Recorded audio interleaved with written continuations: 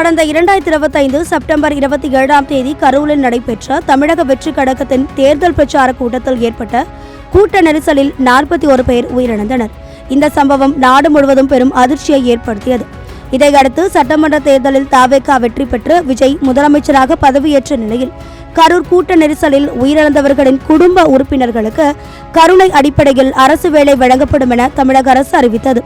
அதன்படி கரூருக்கு வந்த முதலமைச்சர் ஜோசப் விஜய் உயிரிழந்தவர்களின் குடும்பங்களைச் சேர்ந்த 32 பேருக்கு அரசின் பல்வேறு துறைகளில் பணியாற்றுவதற்கான பணி நியமன ஆணைகளை வழங்கும் நிகழ்ச்சியில் கலந்து கொண்டார்.